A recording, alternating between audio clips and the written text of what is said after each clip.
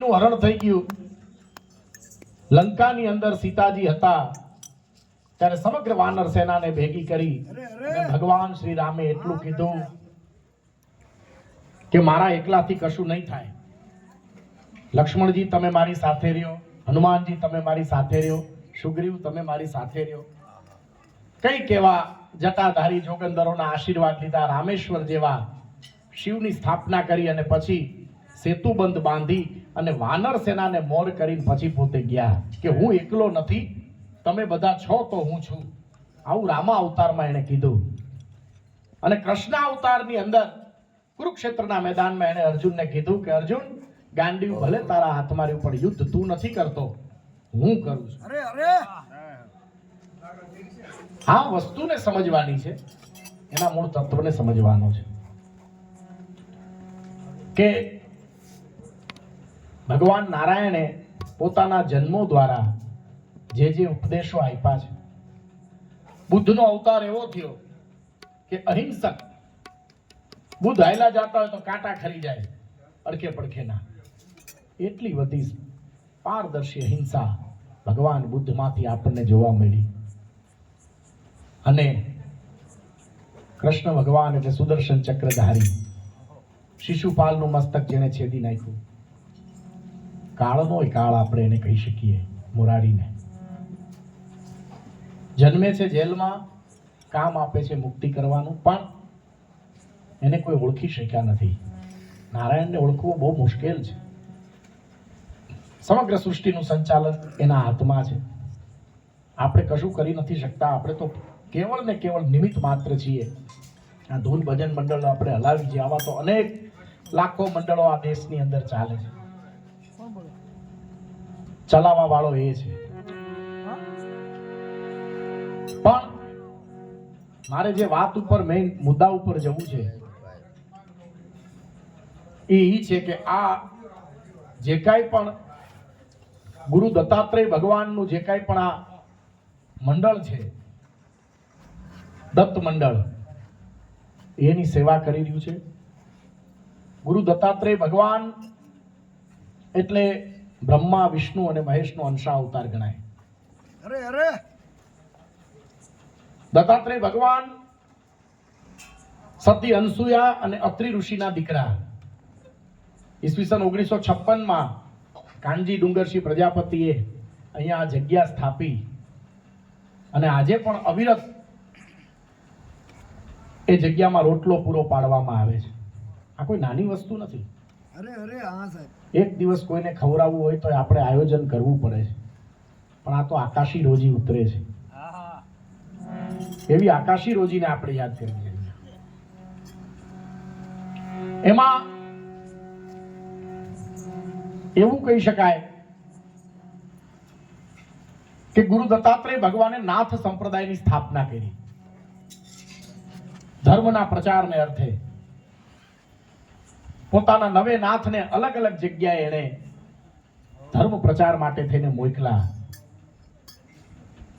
પ્રથમ મચ્છંદરનાથ, પછી ગોરખનાથ, કાનિફનાથ, ગહિનીનાથ, નેમિનાથ, એકનાથ અને પછી આપણી બાજુમાં સોનગઢમાં બિરાજમાન છે એવા ગુરુ ગેબીનાથ.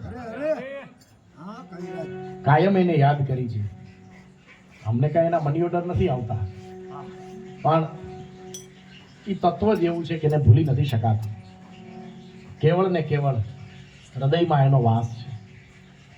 ગુરુ ગેબીનાથે એક જ ગુરુ મંત્ર મેપા ભગત કુંભારને આપ્યો કે પેટ વચાડે ગુમડું ને ઓહડ એનું અન્ન, જો મળી જાય અન્ન તો પછી મોજું મારે મન. ચલાળાની જગ્યામાં, આપા દાનાની જગ્યામાં આ વાક્ય લખેલું છે. કોઈ જાવ તો જોઈ લેજો. દાન બાપુએ આ લીટી લખાવી છે આજથી 200 વર્ષ પહેલા, અને હજી લખેલું જ છે.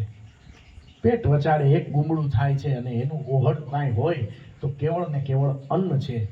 અન્નદાન છે તે મહાદાન છે. કદાચ મનુષ્યને કપડાં નહીં આપો તો ચાલશે, ગટરના ભૂંગળામાં બેઠો રહેશે, પણ એને ખાવા માટે રોટલી એ યુગની અંદર આ બહુ જરૂરી વસ્તુ હતી એટલે આપવામાં આવી. અત્યારના યુગમાં એવું નથી. ત્યાં તો હાટડા ખુલી ગયા છે ઘણા બધા, પણ ત્યારે અનાજ મળતું નહોતું. અને ત્યારે એ ધર્મનો મોટો સ્તંભ ખોડવામાં આવતો, એની ઊંચાઈ ઘણી બધી ઊંચી રાખવામાં આવતી. જે આજે પણ તમને સત્તાધારમાં, પાળિયાદમાં, પરબની જગ્યામાં દરેક જગ્યાએ તમને ધર્મ સ્તંભ જોવા મળશે. અને દેહાણી પરંપરામાં એને ધર્મ ધજાગરો કહેવાય. અને એની ઉપર સફેદ ધજા ફરકતી હોય ઠાકરની, દ્વારકાવાળાની. અને દૂરથી માણા જોતા એટલે થાય કાંઈ કાંઈ સનાતનની કોઈ જગ્યા લાગે છે, એટલે અહીંયા અનાજ આપણને ખાવા માટે મળશે. આજે પણ એ ધર્મના સ્તંભો ઊભા છે. કોણ નાખી જાય છે એ જોવાનું નથી ને પૂછવાનું નથી, એનો કોઈ જવાબ નથી કોઈની પાસે.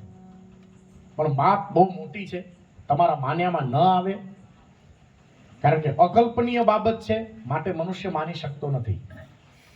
વાત બહુ સમજવા જેવી છે. અમારું નાનું એવું અન્નક્ષેત્ર છે, એનું મહિને 70,000 રૂપિયાનો ખર્ચ છે. આ નાનું એવું અન્નક્ષેત્ર અમારું છે, રોજના 20, 22, 25 સાધુડા જમે છે. હાજે અમે હવામણ કૂતરાનું રંગાડું કરી દીધું તો એમાં 60-70,000 રૂપિયા બજેટે પોગી જાય છે. તો આ તો આવડી મોટી જગ્યાઓ હાલે છે. વિચાર તો કરો, કોણ પૂરું પાડતું હશે આને? એનું કારણ એ છે, કેવળ ને કેવળ ભગત બાપુ કહે છે એમ, ભરોસે રેવાય પંડનું ક્યાંય ડાપણ નો ડોળાય, ભાઈને ભરોસે. એનો ભરોસો બહુ મોટો છે કે સવાર થશે એટલે કંઈક ને કંઈક દાન અહીંયા આવી જશે. અને આવી જ જાય છે આજની તારીખ સુધી. ગુરુ મેપા ભગતને ગેબીનાથ જ્યારે મળ્યા, બકરી તો માત્ર નિમિત્ત હતી. બકરીની પાછળ પાછળ જાય છે. કથા બહુ પ્રચલિત છે અને જાણીતી છે અને વારંવાર આપણે સાંભળી છે. પણ એ બકરી ગુરુ ગેબીનાથ પાસે એને લઈ ગઈ અને એના ભીતરના દ્વાર કમાડ એને ખોલી નાખ્યા.